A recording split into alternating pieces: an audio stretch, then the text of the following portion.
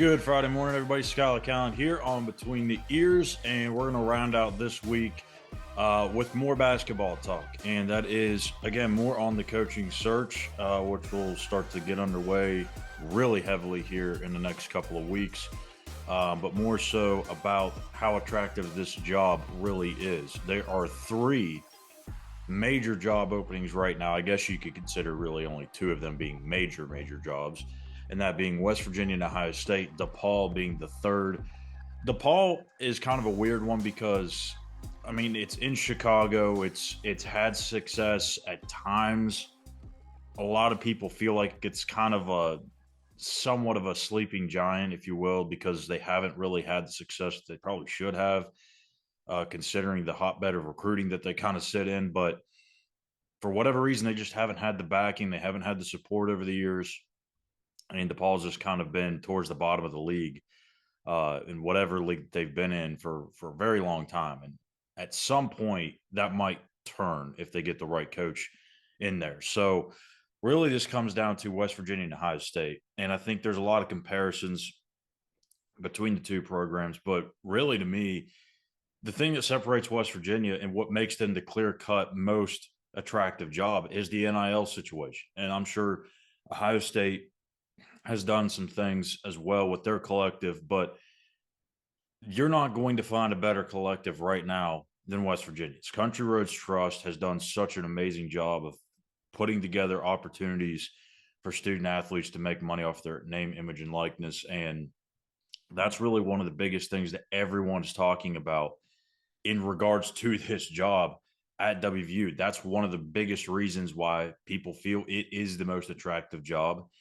because you're able to not only recruit players out of the transfer portal, but you're able to keep your guys. If they become studs in the Big 12, they become some of the better players around the country, you're going to be able to hang on to those guys. And it's more likely that you're going to be able to hang on to them in basketball probably than football, because there's less guys that you have to worry about. And you can allocate that money to those players instead of having to spread it across over 120 some players on a football roster, really only 85 scholarship players, but you get the point. Not only is the NIL situation very attractive, but the fan base. West Virginia, during a 9-19 season, ranks fourth among the Big 12 in attendance. Fourth.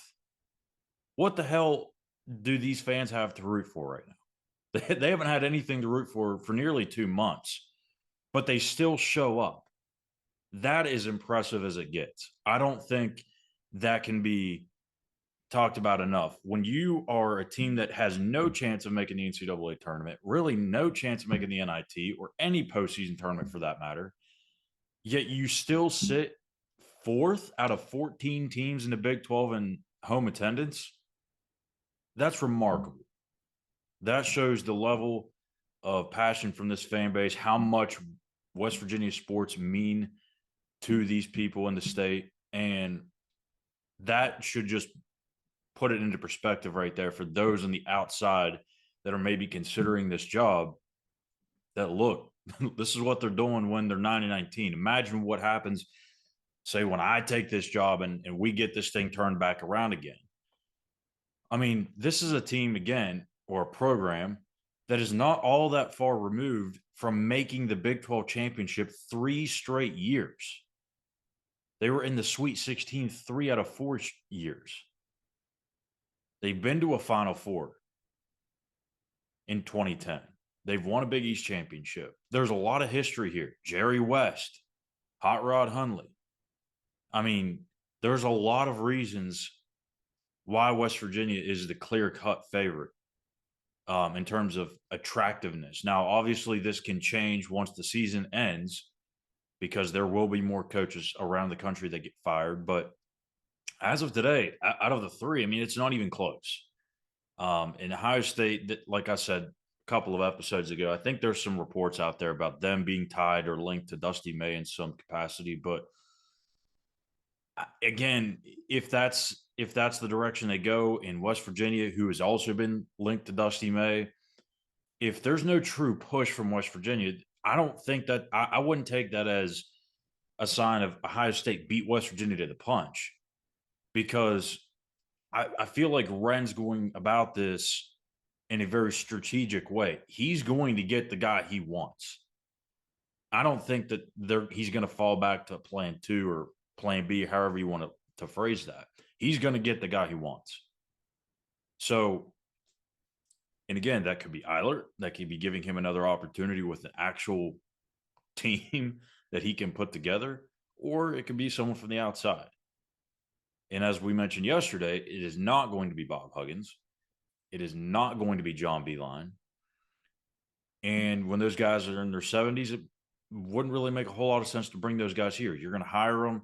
They're going to be here for 3 or 4 years, maybe, before they decide, you know what? I think I'd rather sit on a beach with a drink. And then you're back to square one again. If you're Wren Baker, why would you put yourself in that position where you have to get 2 coaching hires correctly in 4 or 5 years? That's not even counting what happens on the football side. Right now, everything's all good and dandy with football. But if for whatever reason things go south, then he's got to deal with that mess. You gotta eliminate some of that. If you were to hire Huggins or Beeline, knowing this is probably only a 3 or 4 year solution at max, if that doesn't go well and they have to move in a different direction, maybe earlier or after the 3 or 4 years, and the successor doesn't go well, it's putting his future in a tough spot. So that's why he's got to go with the younger coach now, and not look at bringing back a Huggins or Beeline. And like I said yesterday in my article, what those guys have done during their stints as the WVU head coach is part of the reason why this job is so damn attractive. Mountaineer basketball has been pretty damn good overall for the last 25, 30 years. And those two in particular, obviously, have played a large part in that. But it's time to move in a different direction. And I have full faith that they will get the guy that they want, because the attractiveness of the job is there. When you talk about NIL, you talk about the fan base, you talk about just the overall facilities that West Virginia has. There's a lot of people in college basketball that have said West Virginia's practice facility is better than anybody's in the country. And it's hard to imagine that there really is anybody else out there that has a better facility. There's NBA facilities that aren't even as nice as West Virginia's practice facility. That is one thing that I'll give the previous AD or ADs, I should say, some credit on, is kind of getting ahead on the basketball front with that practice facility, because they beat everybody to the punch with that. And it has paid off in big dividends. And I think that combined with, again, the fan passion, the attendance, the NIL situation, what coach wouldn't want to come here? If there's a coach out there that is already kind of thinking about leaving, or knows for damn sure if a power forward job comes open, I'm taking it, West Virginia be at the top of my list. Again, it's West Virginia, Ohio State, and DePaul right now. What does Ohio State and DePaul have to offer that West Virginia doesn't? And Ohio State, that's a football school, man. Let's be honest. It is a football school. They can have success in basketball. They've had success in basketball. But they're not going to have that type of focus, I would imagine, with their NIL leaning towards basketball. They're not going to have the fan base as rabid as West Virginia does in basketball. And, I mean, like we mentioned in the opening, DePaul is DePaul. So if something changes and another job pops up, maybe we can revisit this. But as of right now, West Virginia is going to get their guy. And that's a good thing. That's about the only good thing that has come out of this season, and out of the timing of the whole coaching turnover last summer, was that it happened when it happened.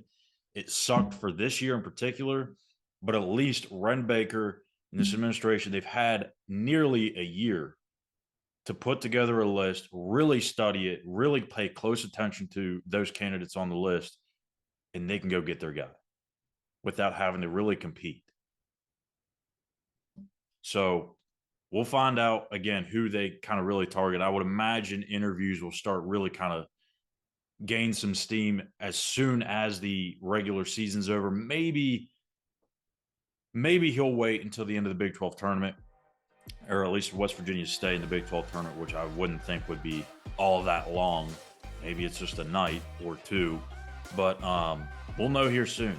Mid-March is probably when I would expect this thing to really kind of pick up steam. Maybe we even know who the coach is at that point. We'll see. So that'll do it for us this week on Between the Ears. I'm Schuyler Callihan. Make sure you hit that subscribe button on YouTube at Mountain Ears Now. While you're there, give us a like, give us a follow on X at the same handle. And we'll be back here tomorrow to wrap up the Mountain Ears Now post-game show with Chris and myself recapping West Virginia and Texas Tech.